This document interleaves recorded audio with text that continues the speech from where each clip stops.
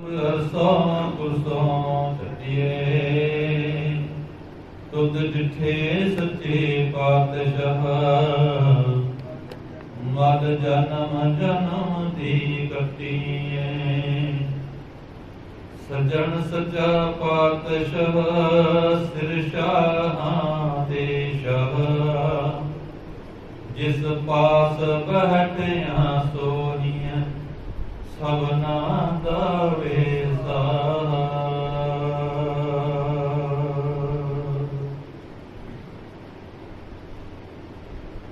ਸਤਨਾਮ ਸ੍ਰੀ ਵਾਹਿਗੁਰੂ ਸਾਹਿਬ ਜੀ ਤਨਾਸਰੀ ਮਹੱਲਾ ਪੰਜਵਾ ਜਾਂ ਕੋ ਹਰ ਰੰਗ ਲਾਗੋ ਇਸ ਜੁਗ ਮਹਿ ਸੋ ਕਹੀ ਅਦ ਹੈ ਸੂਰ ਆਤਮ ਜਿਣੈ ਸਗਲ ਵਸਤਾ ਕੈ ਜਾਂ ਕਾ ਸਤਿਗੁਰ ਪੂਰਾ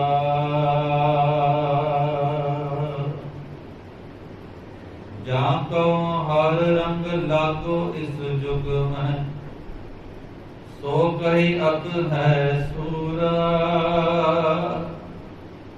ਆਤਮ ਜਿਣੈ ਸਗਲ ਵਸਤਾ ਕੈ ਜਾਂ ਕਾ ਸਤਿਗੁਰ ਪੂਰਾ ਠਾਕੁਰ ਗਾਈਐ ਆਤਮ ਰੰਗ ਸਰਣੀ ਪਾਵਨ ਨਾਮ ਧਿਆਵਨ ਸਹਿਜ ਸਮਾਵਨ ਸੰਗ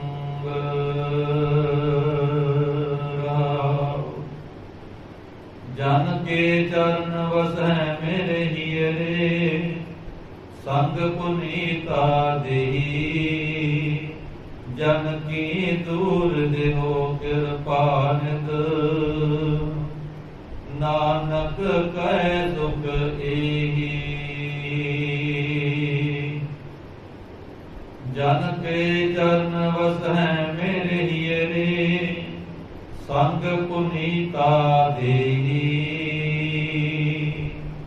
ਜਨ ਕੀ ਦੂਰ ਦੇਹੋ ਕਿਰਪਾ ਨਿਧ ਨਾਨਕ ਕਹਿ ਸੁਖ ਏਹੀ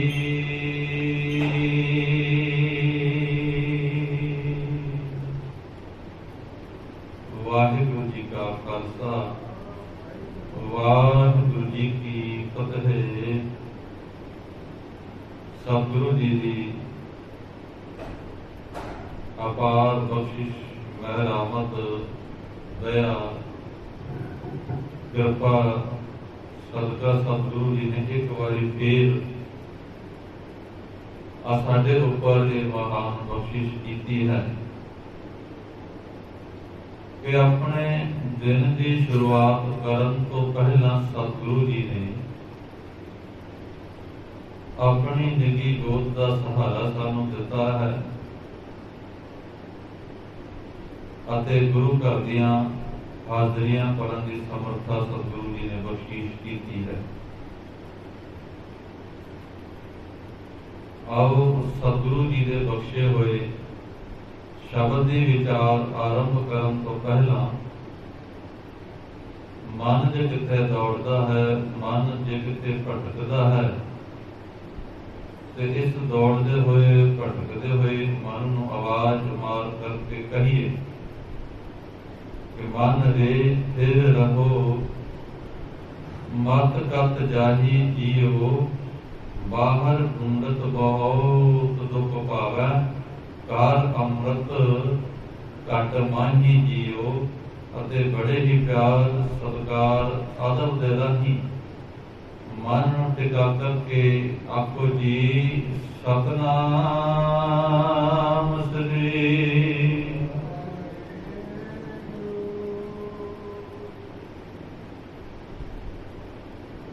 ਸਤਿਗੁਰੂ ਜੀ ਦਾ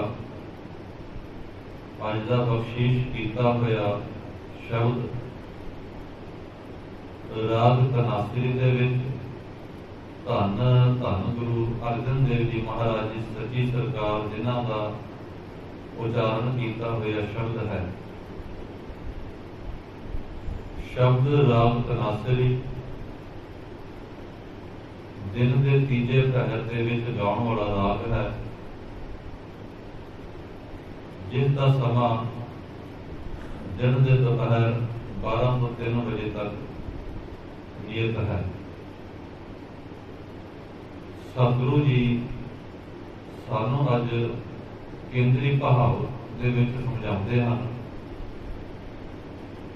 कि ठाकुर गाइए आत्म रंग। सतगुरु कहते गाउण वास्ते तो संसार दे विच पता नहीं किन्ने क लोग ने गा रहे हैं, किन्ने पंछी गा रहे हैं, कच्चियां बाणी गाण वाले बहुत ने। परमार है आज हर एक मनुष्य गाउण वाला है, भावें वो उपरली स्टेज से जाके गाउण वाला होवे, भावें वो अपने घर दे विच गाउण वाला होवे, भावें वो एक जवान बुजुर्ग होवे, भावें एक बच्चा ही क्यों ना होवे, हर एक बंदा गा रहा है, हर एक बंदा गाउंदा है। पर सतगुरु जी सानू दसदे हन कि जे गाउना है ते उस परमात्मा की बाणी नूं गाओ। आओ सिद्ध सतगुरु के प्यारे हो गाओ हो सच्ची बाणी। कहते कच्ची बाणी नूं गाउण वाले ते लोग बहुत हैं, पर जे गाउना है उस परमात्मा नूं ते कहते उस परमात्मा की धुर की बाणी नूं गाओ, जिस दे नाल साडा उद्धार हो सके, जिस बाणी नूं गाउण दे नाल साडे हिरदे दे अंदर दया उपज सके, जिस बाणी नूं गाउण दे नाल असीं समाजिक तौर ते लोकां दी सेवा कर सकीए, कहते उस बाणी नूं गाओ। और सतगुरु फिर इस सामने हिदायत ये भी करते हैं कि ठाकुर गाइए आत्म रंग। फिर असीं देखते हाँ जो आस्था त्योहार के शब्द पढ़ते हैं कि कोई गावे रागी नाती बेदी बहु पंथ करने हर हर कीजे राम राजे, जिना अंतर कपट विकार है तिना रोए क्या कीजे। कहते गाउण वास्ते रागी सिंह भी गाते हैं, असीं भी गाते हाँ, पर कहते गाना जिहड़ा है वो कितों गाना, कहते आत्मा तो गाना है, अंतर आत्मे तो भिज के गाना है। असल विच गाना यही है जदों कोई मनुख हिरदे तो अंदर आत्मा तो जुड़ करके परमात्मा नूं चेते करता है ते उस नूं गाउंदा है। ते सतगुरु कहते गाविया सुनिया तिनका हर आए पाए, जिन सतगुर की आज्ञा सत सत कर मानी। फिर कहते गा भी रहा है ते कहते फिर भाना भी नहीं मानता, गा भी रहा है भाना भी नहीं मानता, फिर कहते गाउण दा की फायदा। सतगुरु कहते गाउना है अंतर आत्मे तो गाउना है, ते गाउण के बाद फिर कहते उस परमात्मा के भाने नूं भी मनना है। जो परमात्मा कर रहा है कहते वो साडे लई बिल्कुल चंगा है, सही है, पर ये सिर्फ असीं मनुख जिहड़े आ ना इस नूं दूजे पासे नूं लैके चले जाते हैं। असीं चाहुंदे हां कि जो कुछ होवे मेरे मुताबक होवे, जो मैनूं नुकसान पहुंचना होवे जां पहुंचिया जा सकता है वो मेरे जीवन में कदे वो पहुंचण आवे ही ना। पर गुरमुखता ये नहीं, सतगुरु कहते गुरमुख मनुख जिहड़ा हुंदा है वो कहता है जो कुछ कीता परमात्मा तू मेरे वास्ते बहुत चंगा कीता है, बहुत वधिया कीता है, क्योंकि हो सकता है जो तू मेरे वास्ते कीता उसदे विच मेरा कोई भला होवे। जे किते मेरे जीवन दे विच थोड़ा जिहा दुख आया ते हो सकदा परमात्मा मैनूं जीवन दे विच इस तो भी वड्डा दुख आ सकदा सी, पर तू ये कृपा कीती है कि हो सकदा उस वड्डे दुख नूं थोड़े दुख दे विच ही किते निपटा दिता है। यह गुरमुखता वाली गल जे कहते मनुख मनमुख वाले पासे नूं चला जावे तो सतगुरु कहते एक भी ना दे 10 भी हर ले तो बूढ़ा कहो कहा करे। कहते करना भी कुछ नहीं है जीवन दे विच, पर उसनूं चाहिदा भी बहुत कुछ है। जीवन दे विच नितनेमी जीवन है नहीं, पर कहते मंग बहुत वड्डी है। परोपकार जीवन दे विच है नहीं, पर कहते वो चाहता है कि मेरे ऊपर लोग परोपकारी कर परोपकार करी जान। कहते इस प्रकार से होंदा नहीं। कहते जो मनुष्य जिस प्रकार का काम जिन्ना क करता है उसनूं उसे प्रकार का वो फल भी मिलता है। और एक बच्चा पढ़ाई करता है, पढ़ाई करने तो बाद जे किते वो एक वकील की डिग्री हासिल कर लेता है तो कहते डिग्री हासिल करने तो बाद उसनूं सर्टिफिकेट जिहड़ा है वो वकील वकालत ही दिता जाता है, ये सुभावक है। पर वो बंदा या वो बच्चा किते ये कहे कि मैनू हुण जिहड़ा सर्टिफिकेट है डॉक्टर का दे दिता जाए तो नहीं दिता जा सकता, क्योंकि उसने जीवन विच कीता ही वो कुछ है। ते मानमुख जिहड़ा हुंदा है कहते वो गुरु घर दे विच भावें आउंदा है पर कहते अपने जीवन की खुशहाली लई अपने जीवन दे विच सुख हंडाउण दे लई थोड़ा बहुत अपना कर्म करता है तो कहते उस थोड़े बहुते कर्म करन तो बाद कहते जिहड़ी मंग है वो बहुत वड्डी मंग लेता है। भावें उसने उस मंग के अनुसार कीता कुछ नहीं पर मंग बहुत वड्डी होती है। दूजे पासे गुरमुख है जिहड़ा कहते कि परमात्मा दे जदों नाम सिमरदा है परमात्मा दा ते परमात्मा दे भाणे विच रह के कहंदा परमात्मा तू जो कुछ भी मैनूं दिता है ना अज तक कहते ये मेरे हिसाब दे नाल बहुत वड्डा दिता है, ये मेरे तो ज्यादा दिता है जिन्ना मैं उम्मीद भी नहीं कर सकता, जिससे मैं लायक भी नहीं सी। परमात्मा तू मैनूं वो कुछ दिता है। वो गुरमुख मनुख जिहड़ा है कहते उस दे विच भेज जाता है परमात्मा दे भाणे दे विच ते ओहदा शुकराना मनाउंदा है। सतगुरु कहते इस करके ये गुरमुख ही होंदा है जिहड़ा उस परमात्मा नूं गाउंदा है ते गाउंदा है आत्म रंग वो अपने हिरदे दे नाल भावना दे नाल भिज करके प्यार दे नाल भिज करके कहते उस परमात्मा नूं गाउंदा है। जिथे प्रेम पैदा होंदा है उत्थे कहते परमात्मा आप आ जाता है। सतगुरु सानू कितनी बारी समझाते हैं जदों असीं नितनेम करते हाँ कि जिन प्रेम कियो तिन ही प्रभु पायो। तो जिन्हां ने प्रेम किया परमात्मा दे नाल ना परमात्मा नूं असल विच पाया ही उन्हां ने है। धक्के नाल तो कोई पा नहीं सकता परमात्मा। ये तो सारी कहण वाली गल्लां ने कि मैं धक्के नाल पा लवांगा ते परमात्मा बहुत वड्डा बेअंत है। उत्ते सिर्फ दो चीज़ां ही चलदियां ने कहते एक हुंदा आत्म समर्पण परमात्मा दे अगे ढह पैना ते दूजा परमात्मा दे अगे प्रेम नाल भिज के कहना परमात्मा जी कृपा करो कि भाना मनन दा बल सारे जीवन विच आ जाए। कहते ये है गुरमुखता। फिर वो गाउंदा है परमात्मा ते गाउंदा है ते बिल्कुल प्रेम दे विच अंतर आत्मे दे भिज करके गाउंदा है। ते सतगुरु कहते सरणी भावन नाम ध्यावन सहज समावन संग। जदों कोई मनुख इस प्रकार आत्मे दे नाल भिज करके उस परमात्मा नूं गाउंदा है तो कहते फिर वो सरणी पावन कहते वो योग हो जाता है परमात्मा की शरण दे विच जाण वास्ते। वो परमात्मा की शरण विच चला जाता है। परमात्मा उस नूं अपनी शरण विच लै लैंदा है। नाम ध्यावन वो परमात्मा का नाम ध्यान करता है। सहज समावन संग फिर कहते उस दे जीवन दे विच एक सहज भाव आ जाता है, एक अडोलता आ जाती है जदों वो फिर थिड़कदा नहीं है। जे जीवन दे विच सहज भाव नहीं है अडोलता नहीं है तो कहते मन फिर थिड़क जाता है। उस अपने सब्जेक्ट तो हिल जाता है एक पासे चला जाता है। जदों जीवन दे विच ये सहज भाव आ जाता है तो कहते अडोलता आ जाती है। फिर उसमें पता है कि मैं परमात्मा तो विछड़िया हाँ ते उस परमात्मा वाले ही मैनूं वापस जाना है।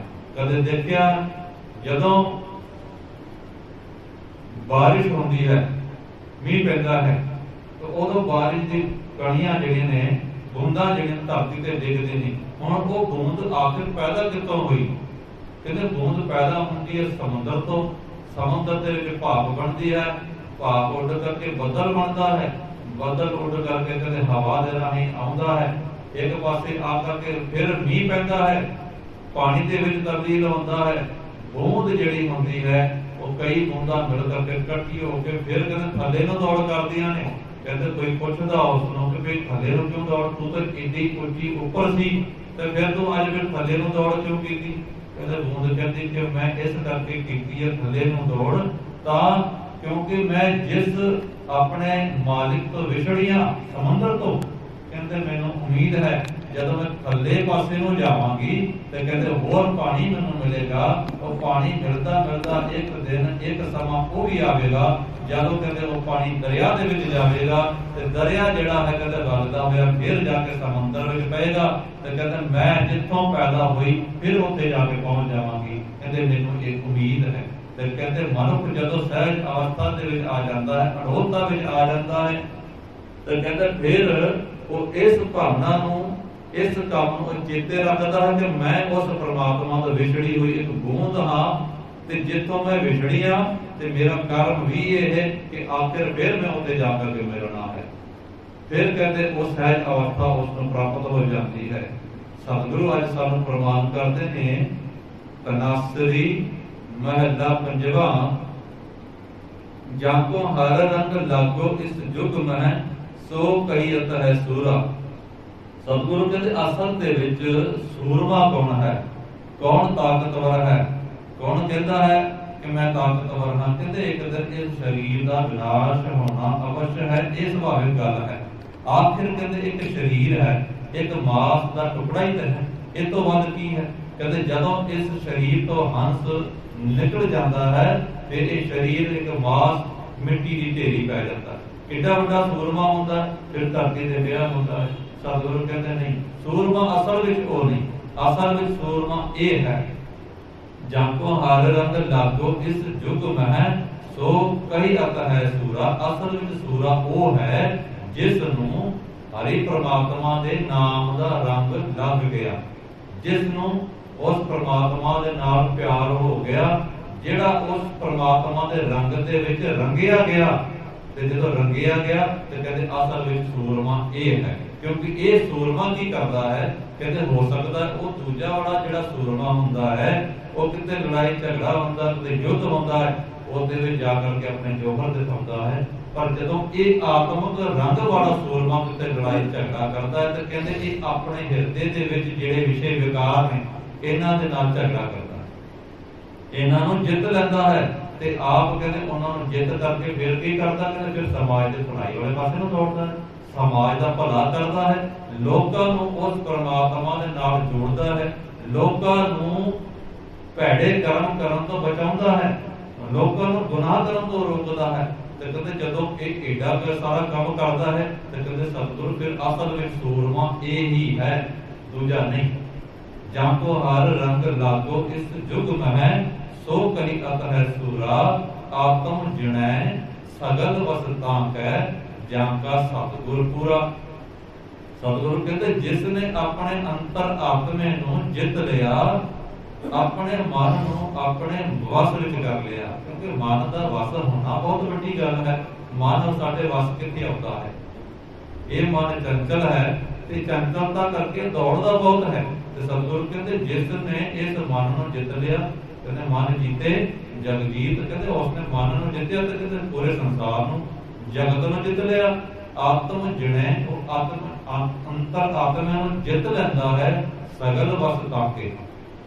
ਹੁਣ ਸਭ ਕੁਝ ਉਸ ਦੇ ਵਸ ਦੇ ਵਿੱਚ ਹੈ, ਉਸ ਦੇ ਕੰਟਰੋਲ ਦੇ ਵਿੱਚ ਹੈ। ਜਿੱਥੇ ਕਿਤੇ ਇੰਦਰੀਆਂ ਸਾਡੀਆਂ ਦੌੜਦੀਆਂ ਫਿਰਦੀਆਂ ਸੀ, ਕਦੇ ਸਾਡੀਆਂ ਇੰਦਰੀਆਂ ਵਸ ਨਹੀਂ ਸੀ ਆਉਂਦੀਆਂ, ਕਦੇ ਇਹ ਜੀਭ ਸਾਨੂੰ ਕਦੇ ਟਿਕਣ ਨਹੀਂ ਦਿੰਦੀ ਸੀ, ਨਿੱਤ ਦਾ ਨਵਾਂ ਸਵਾਦ ਮੰਗਦੀ ਸੀ। ਅੱਖਾਂ ਸਾਡੀਆਂ ਕਦੇ ਦੇਖਦੇ ਤੇ ਕਦੇ ਰੱਜਦੀ ਨਹੀਂ ਸੀ, ਕਹਿੰਦੇ ਸੁਗੰਧੀ ਲੈਣ ਤੋਂ ਸਾਡੀ ਨੱਕ ਜਿਹੜੀ ਕਦੇ ਬਾਜ ਨਹੀਂ ਸੀ ਆਉਂਦੀ, ਕੰਨ ਸਾਡੇ ਚੁਗਲੀਆਂ ਸੁਣਨ ਤੋਂ ਕਦੇ ਨਹੀਂ ਸੀ ਬਾਜ ਆਉਂਦੇ। ਕਹਿੰਦੇ ਅੱਜ ਸਮਾਂ ਉਹ ਆ ਗਿਆ ਜਦੋਂ ਇਹ ਗੁਰਮੁਖ ਜਿਹੜਾ ਸੂਰਾ ਹੈ ਇਸ ਨੇ ਆਪਣੇ ਅੰਤਰ ਆਤਮੇ ਮਨ ਨੂੰ ਜਿੱਤ ਲਿਆ ਹੈ ਤੇ ਸਗਲ ਵਸ ਤਾਂ ਕਿ ਉਹਦੇ ਵਿੱਚ ਜਿੰਨੇ ਵਿਸ਼ੇ ਵਿਕਾਰ ਸੀ ਉਹਦੇ ਵਸ ਵਿੱਚ ਆ ਗਏ ਨੇ। ਕਿਉਂ? ਕਹਿੰਦੇ ਜਪ ਦਾ ਸਤਿਗੁਰ ਪੂਰਾ, ਜਿਸ ਦਾ ਗੁਰੂ ਪੂਰਾ ਹੈ, ਜੋ ਅਧੂਰਾ ਨਹੀਂ। ਇੱਕ ਸ਼ਬਦ ਅਸੀਂ ਪੜ੍ਹਦੇ ਹਾਂ, ਇੱਕ ਕਹਾਵਤ ਅਸੀਂ ਪੜ੍ਹਦੇ ਹਾਂ ਕਿ an a empty vessel makes much noise, ਜਿਹਨੂੰ ਕਹਿੰਦੇ ਆ ਕਿ ਤੋਤਾ ਚਨਾ ਵਾਜੇ ਕਨਾ। ਕਹਿੰਦੇ ਜਿਹੜਾ ਤੋਤਾ ਚਣਾ ਹੁੰਦਾ ਹੈ ਉਹਨੂੰ ਕਦੇ ਹੱਥ ਵਿੱਚ ਲੈ ਕਰਕੇ ਦੇਖੋ, ਮੁੱਠੀ ਬੰਦ ਕਰੋ, ਹਿਲਾਓ ਤੇ ਵੱਜਦਾ ਹੈ। ਇਹ ਹਕੀਕਤ ਹੈ। ਜਿਨ੍ਹਾਂ ਨੇ ਇਹ ਕਹਾਵਤਾਂ ਬਣਾਈਆਂ ਨੇ ਉਹਦਾ ਨਹੀਂ ਬਣਾ ਦਿੱਤੀਆਂ, ਉਹਨਾਂ ਨੇ ਪ੍ਰੈਕਟੀਕਲ ਕੀਤੇ ਨੇ ਤਾਂ ਬਣਾਈਆਂ ਨੇ। ਹੁਣ ਕਹਿੰਦੇ ਅੱਧ ਜਲ ਗਗਰੀ ਛਲਕਤ ਜਾਏ, ਇਹ ਵੀ ਕਹਾਵਤ ਪੜ੍ਹਦੇ ਆ, ਜੀ ਮੁਹਾਵਰਾ ਪੜ੍ਹਦੇ ਆ, ਕਹਿੰਦੇ ਘੜਾ ਸਿਰ ਤੇ ਰੱਖਿਆ ਹੋਵੇ, ਅੱਧਾ ਭਰਿਆ ਹੋਵੇ, ਤੇ ਕਹਿੰਦੇ ਫਿਰ ਉਹ ਜਦੋਂ ਮਨੁੱਖ ਚੱਲਦਾ ਹੈ ਤੇ ਕਹਿੰਦੇ ਉਹ ਪਾਣੀ ਉਹ ਤੋਂ ਛਲਕਦਾ ਹੈ, ਪਾਣੀ ਥੱਲੇ ਗਿਰਦਾ ਆਉਂਦਾ ਹੈ। ਕਹਿੰਦੇ ਜਦੋਂ ਉਹ ਘੜਾ ਪੂਰਾ ਲਬਾਲਬ ਭਰ ਜਾਂਦਾ ਨਾ, ਫਿਰ ਕਹਿੰਦੇ ਨਹੀਂ ਗਿਰਦਾ। ਤੇ ਸਤਿਗੁਰੂ ਕਹਿੰਦੇ ਇਸ ਕਰਕੇ ਮੈਂ ਇਹ ਜੋ ਕੁਝ ਵੀ ਕੀਤਾ ਨਾ, ਇਸ ਕਰਕੇ ਕਰ ਸਕਿਆ ਹਾਂ ਕਿਉਂਕਿ ਮੇਰਾ ਜਿਹੜਾ ਗੁਰੂ ਸੀ ਨਾ, ਉਹ ਗੁਰੂ ਬਿਲਕੁਲ ਪੂਰਾ ਸੀ, ਉਹ ਅਧੂਰਾ ਨਹੀਂ ਸੀ, ਉਹਦੇ ਵਿੱਚ ਕੋਈ ਘਾਟ ਨਹੀਂ ਸੀ, ਉਹਦੇ ਵਿੱਚ ਕੋਈ ਕੂਣ ਨਹੀਂ ਸੀ। ਇਸ ਕਰਕੇ ਮੈਂ ਸਭ ਕੁਝ ਕੰਮ ਇਹ ਜਿਹੜਾ ਹੈ ਇਹ ਕਰ ਰਿਹਾ। ਠਾਕੁਰ ਗਾਈਐ ਆਤਮ ਰੰਗ ਸਰਣੀ ਭਾਵਨ ਨਾਮ ਧਿਆਵਨ ਸਹਿਜ ਸਮਾਵਨ ਸੰਗ ਰਹਾ। ਜਨ ਕੇ ਚਰਨ ਵਸੈ ਮੇਰੇ ਹੀਰੇ ਸੰਗ ਪੁਨੀਤਾ ਦੇਹੀ। ਕਹਿੰਦੇ हे ਪ੍ਰਮਾਤਮਾ ਜੀ, ਜਿਹੜੇ ਤੇਰੇ ਭਗਤ ਨੇ, ਜਿਹੜੇ ਤੈਨੂੰ ਮੰਨਣ ਵਾਲੇ ਨੇ, ਜਿਹੜੇ ਤੇਰੇ ਪਿਆਰ ਦੇ ਵਿੱਚ ਭਿੱਜੇ ਹੋਏ ਨੇ, ਪ੍ਰਮਾਤਮਾ ਨੇ ਜਿਨ੍ਹਾਂ ਨੇ ਤੇਰੇ ਨਾਲ ਪ੍ਰੇਮ ਦੀਆਂ ਪੀਂਘਾਂ ਵਾਲੀਆਂ ਨੇ, ਤੇ ਪ੍ਰਮਾਤਮਾ ਜੀ ਐਸੇ ਭਗਤ ਜਿਹੜੇ ਨੇ ਉਹਨਾਂ ਦੇ ਚਰਨਾਂ ਦੀ ਧੂੜ ਮੈਂ ਮੰਗਦਾ ਹਾਂ। ਜਨ ਕੇ ਚਰਨ ਵਸੇ ਮੇਰੇ ਜੀਏ ਹੀਰੇ। ਸਤਿਗੁਰੂ ਕਹਿੰਦੇ ਦੇਖੋ ਇੱਥੇ ਜਿਹੜਾ ਸ਼ਬਦ ਹੈ ਨਾ, ਇਹ ਸ਼ਬਦ ਜਿਹੜਾ ਹੈ ਨਾ, ਇੱਕ ਲਾਂ ਦੇ ਨਾਲ ਆਇਆ ਹੈ, ਤੇ ਲਾਂ ਦੇ ਨਾਲ ਆਉਣ ਕਰਕੇ ਇਹ ਸ਼ਬਦ ਜਿਹੜਾ ਹੈ ਇਹ ਬਹੁਵਚਨ ਵਿੱਚ ਆਉਂਦਾ ਹੈ, ਕਿਉਂਕਿ ਚਰਨ ਦੇ ਸ਼ਬਦ ਆਉਂਦਾ ਹੈ ਪ੍ਰਕਰਣ ਅਨੁਸਾਰ, ਤੇ ਚਰਨ ਇੱਕ ਨਹੀਂ ਹੁੰਦਾ, ਚਰਨ ਹਮੇਸ਼ਾ ਦੋ ਹੁੰਦੇ ਨੇ ਜਾਂ ਚਾਰ ਹੁੰਦੇ ਨੇ, ਪੈਰ ਜਿਹੜੇ ਨੇ ਦੋ ਹੁੰਦੇ ਨੇ। ਤੇ ਜਦੋਂ ਕੋਈ ਇੱਕ ਤੋਂ ਬਰੀਕ ਕੋਈ ਚੀਜ਼ਾਂ ਹੁੰਦੀਆਂ ਨੇ ਤੇ ਉਸ ਨੂੰ ਬਹੁਵਚਨ ਕਿਹਾ ਜਾਂਦਾ ਹੈ। ਇਸ ਕਰਕੇ ਸਤਿਗੁਰੂ ਇੱਥੇ ਸ਼ਬਦ ਲਾਂ ਦੇ ਨਾਲ ਯੂਜ਼ ਕਰਦੇ ਨੇ ਕਿ ਜਨ ਕੇ ਚਰਨ ਵਸੇ ਮੇਰੇ ਹੀਰੇ ਸੰਗ ਪੁਨੀਤਾ ਦੇਹੀ। ਅਸੀਂ ਸ਼ਬਦ ਹੋਰ ਪੜ੍ਹਦੇ ਹਾਂ ਜਦੋਂ ਸ਼ਲੋਕ ਪਾਵਨ ਗੁਰੂ ਪਾਣੀ ਪਿਤਾ ਮਾਤਾ ਧਰਤ ਮਹਿਤ ਦਿਵਸ ਰਾਤ ਦੋਇ ਦਾਈ ਦਇਆ ਖੇਲੇ ਸਗਲ ਜਗਤ ਚੰਗਿਆਈਆਂ ਬੁਰਾਈਆਂ ਵਾਜੇ ਧਰਮ ਹਜ਼ੂਰ ਕਰਨੀ ਆਪੋ ਆਪਣੀ ਕੇ ਨੇੜੇ ਕੇ ਦੂਰ। ਇੱਥੇ ਵੀ ਇੱਕ ਲਾਂ ਦੇ ਨਾਲ ਹੀ ਸ਼ਬਦ ਆਇਆ ਕਿਉਂਕਿ ਉੱਥੇ ਬਹੁਵਚਨ ਹੈ। ਕਹਿੰਦੇ ਕਈ ਤੇ ਪ੍ਰਮਾਤਮਾ ਜੀ ਤੈਨੂੰ ਆਪਣੇ ਕਰਮਾਂ ਕਰਕੇ ਨੇੜੇ ਹੋ ਜਾਂਦੇ ਨੇ ਤੇਰੇ, ਕਈ ਉਹ ਵੀ ਨੇ ਜਿਹੜੇ ਗੁਨਾਹ ਪਾਪਾਂ ਦੀ ਦਲਦਲ ਦੇ ਵਿੱਚ ਫਸ ਕਰਕੇ ਤੇਰੇ ਤੋਂ ਥੋੜੇ ਦੂਰ ਚਲੇ ਜਾਂਦੇ ਨੇ। ਇਹ ਪ੍ਰਮਾਤਮਾ ਜੀ ਐਸੇ ਭਗਤ ਜਨ ਜੋ ਤੈਨੂੰ ਮੰਨਦੇ ਨੇ, ਸੰਸਾਰ ਦਾ ਭਲਾ ਮੰਗਦੇ ਨੇ, ਤੇਰੇ ਨਾਲ ਜੁੜੇ ਨੇ, ਹੋਰ ਲੋਕਾਂ ਨੂੰ ਪਰਉਪਕਾਰੀ ਜੀਵਨ ਦੱਸਦੇ ਨੇ, ਤੇਰੇ ਨਾਲ ਜੋੜਦੇ ਨੇ, ਉਹਨਾਂ ਨੂੰ ਗੁਨਾਹ ਕਰਨ ਤੋਂ ਰੋਕਦੇ ਨੇ। ਕਹਿੰਦੇ ਐਸੇ ਪ੍ਰਮਾਤਮਾ ਦੇ ਚਰਨ ਮੇਰੇ ਹਿਰਦੇ ਦੇ ਵਿੱਚ ਵਸ ਜਾਣ। ਕਹਿਣ ਦਾ ਭਾਵ ਉਹਨਾਂ ਦੀ ਜਿਹੜਾ ਨਿਮਰ ਸੁਭਾਅ ਹੈ, ਉਹ ਨਿਮਰ ਸੁਭਾਅ ਸਤਿਗੁਰੂ ਜੀ ਮੇਰੇ ਹਿਰਦੇ ਦੇ ਵਿੱਚ ਵੀ ਆ ਜਾਵੇ। ਸੰਗ ਪੁਨੀਤਾ ਦੇਹੀ। ਸਤਿਗੁਰੂ ਕਹਿੰਦੇ ਫਿਰ ਦੇਹੀ ਜਿਹੜੀ ਨਾ ਪੁਨੀਤ ਹੋ ਜਾਂਦੀ ਹੈ। ਹੁਣ ਜਿਹੜਾ ਪੁਨੀਤ ਸ਼ਬਦ ਹੈ, ਪੁਨੀਤ ਪਵਿੱਤਰ ਤੋਂ ਬਣਦਾ ਹੈ। ਕਹਿੰਦੇ ਪਵਿੱਤਰ ਪਵਿੱਤਰ ਪਵਿੱਤਰ ਪੁਨੀਤ। ਅਸੀਂ ਸੁਖਮਨ ਸਾਹਿਬ ਦੇ ਵਿੱਚ ਪੜ੍ਹਦੇ ਹਾਂ ਨਾ, ਕਹਿੰਦੇ ਪੁਨੀਤ ਜਿਹੜਾ ਹੈ ਇਹ ਤਿੰਨ ਗੁਣਾ ਅੱਗੇ ਦਾ ਸ਼ਬਦ ਹੈ, ਤਿੰਨ ਗੁਣਾ ਪਵਿੱਤਰ ਸ਼ਬਦ ਹੈ। ਕਹਿੰਦੇ ਪਹਿਲਾ ਮਨੁੱਖ ਹੁੰਦਾ ਹੈ ਪਵਿੱਤਰ, ਫਿਰ ਪਵਿੱਤਰ, ਫਿਰ ਪਵਿੱਤਰ, ਤੇ ਉਸ ਚੌਥੀ ਉਪਾਧੀ ਤੇ ਪਹੁੰਚ ਜਾਂਦਾ ਹੈ, ਉਸ ਨੂੰ ਕਿਹਾ ਜਾਂਦਾ ਪੁਨੀਤ। ਕਹਿੰਦੇ हे ਪ੍ਰਮਾਤਮਾ ਜੀ, ਤੇਰੇ ਇਸ ਪ੍ਰਕਾਰ ਦੇ ਭਗਤ ਜਨ ਜੇ ਇਹਨਾਂ ਦਾ ਨਿਮਰ ਸੁਭਾਅ ਮੇਰੇ ਜੀਵਨ ਵਿੱਚ ਆ ਜਾਵੇ, ਮੇਰੇ ਹਿਰਦੇ ਦੇ ਵਿੱਚ ਆ ਜਾਵੇ, ਤੇ ਕਹਿੰਦੇ ਫਿਰ ਮੇਰੀ ਦੇਹੀ ਵੀ ਪਵਿੱਤਰ ਹੋ ਜਾਂਦੀ ਹੈ। ਜਨ ਕੀ ਦੂਰ ਦੇਹੋ ਕਿਰਪਾ ਨਿਧ ਨਾਨਕ ਕੇ ਕਾਇ ਸੁਖ ਇਹੀ। ਇੱਥੇ ਦੇਖੋ ਦੋ ਲਾਵਾਂ ਦਿੱਤੀਆਂ, ਇੱਥੇ ਇੱਕ ਵਚਨ ਹੈ, ਉੱਥੇ ਬਹੁਵਚਨ ਸੀ, ਇੱਥੇ ਇੱਕ ਵਚਨ ਹੈ। ਕਹਿੰਦੇ ਪ੍ਰਮਾਤਮਾ ਦੀ ਜਨ ਕੀ ਦੂਰ ਦੇਹੋ ਕਿਰਪਾ ਨਿਧ। हे ਪ੍ਰਮਾਤਮਾ, ਤੇਰੇ ਐਸੇ ਭਗਤਾਂ ਦੀ ਮੈਨੂੰ ਧੂੜ ਦਿਓ, ਐਸੇ ਪ੍ਰਮਾਤਮਾ ਦਾ ਮੈਨੂੰ ਸੰਗ ਦਿਓ। ਪ੍ਰਮਾਤਮਾ ਉਹਨਾਂ ਦੀ ਮੈਨੂੰ ਸੰਗਤ ਬਖਸ਼ੋ। ਨਾਨਕ ਕਾਇ ਸੁਖ ਇਹੀ। ਪ੍ਰਮਾਤਮਾ ਜੀ ਮੇਰੇ ਜੀਵਨ ਦੇ ਵਿੱਚ ਸਭ ਤੋਂ ਵੱਡਾ ਜਿਹੜਾ ਸੁਖ ਹੈ, ਇੱਕ ਇਹੀ ਸੁਖ ਹੈ। ਮੇਰੀ ਜਿਹੜੀ ਤਾਂਘ ਹੈ, ਇਹੀ ਤਾਂਘ ਹੈ ਕਿ ਮੈਨੂੰ ਪ੍ਰਮਾਤਮਾ ਐਸੇ ਭਗਤ ਜਨਾਂ ਦੀ ਸੰਗਤ ਮਿਲ ਜਾਵੇ, ਜਿਸ ਕਰਕੇ ਮੇਰੇ ਜੀਵਨ ਦਾ ਵੀ ਉਧਾਰ ਹੋ ਜਾਵੇ, ਮੈਂ ਵੀ ਤਰ ਜਾਵਾਂ, ਤੇ ਮੇਰੀ ਜਿਹੜੀ ਅੰਤਰ ਆਤਮਾ ਹੈ ਉਹ ਪਵਿੱਤਰ ਤੋਂ ਅੱਗੇ ਦੀ ਉਪਾਧੀ ਪੁਨੀਤ ਤੱਕ ਪਹੁੰਚ ਜਾਵੇ ਜੀ। ਇਹਦੀ ਸੇਵਾ ਪ੍ਰਵਾਨ ਕਰਨੀ, ਭੁੱਲਾਂ ਚੁੱਕਾਂ ਦੀ ਸ਼ਰਮਾ ਬਖਸ਼ਣਾ ਜੀ। ਕਥਾ ਵਿਚਾਰ ਕਰਦਿਆਂ ਬੇਅੰਤ ਪ੍ਰਕਾਰ ਦੀਆਂ ਭੁੱਲਾਂ ਅਵਸ਼ ਹੁੰਦੀਆਂ ਨੇ, ਸੰਗਤ ਬਖਸ਼ਣ ਯੋਗ ਹੈ, ਬਖਸ਼ ਦੇਣਾ ਜੀ। ਆਪ ਸਾਰਿਆਂ ਨੂੰ ਬੇਨਤੀ ਹੈ